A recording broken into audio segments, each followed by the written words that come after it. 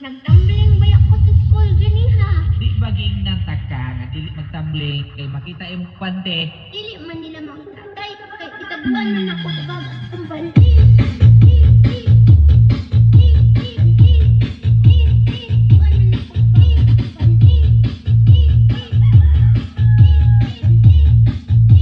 DJ Dyson, the best.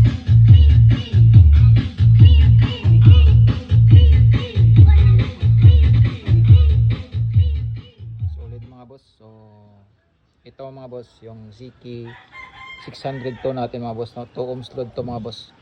So yung nakaload niyan, ito yung aking isang Targa. So ang configuration nito mga boss, double coil to. Sa ilalim pinarallel ko yung dalawang coil kaya nagiging 2 ohms. So itong isa mga boss, niload ko lang to dito sa aking HT21, no? So ito yung wire niya. Ito sa sub kasi nga di ko pa siya na-config na 2 ohms. So 8 ohms pa lang ito mga boss. Series tong dalawang coil niya na 4 ohms. Mangyari kasi mga boss, itong Ziki 601 natin, tag-isa sila bawat speaker. Yan. Puging-pugi mga boss. Oh. Okay, diba? Yan. So, bawat speaker isang amplifier. So ito mga boss, gagawa natin siya ng box active subwoofer, no? So ito yung kanyang screen mga boss.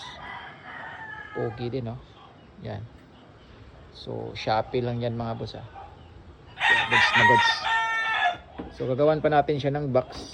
So kanina lang dumating yung screen para dito sa ating project na active subwoofer, no?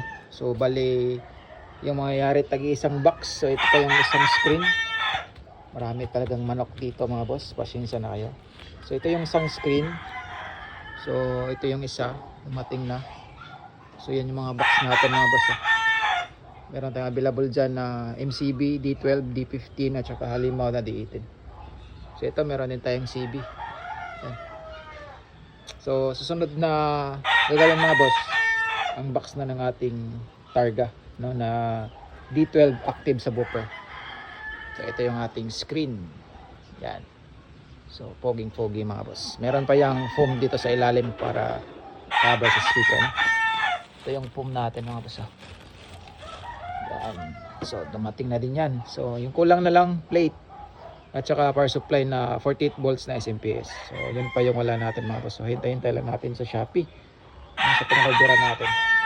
So kung gusto nyo ganitong amplifier mga boss, Ziki 601, so lalagay ko na lang dyan sa comment section yung link nito mga boss. Yan. Original yan. Pati itong ating HT21. Okay. So isa pa nga. Try natin.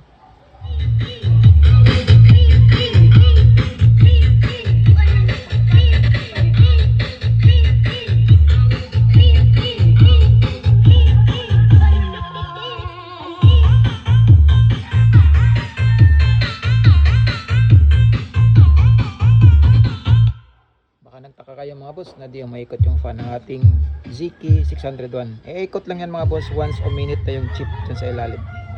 So ganyan siya mga boss. Okay. Pante.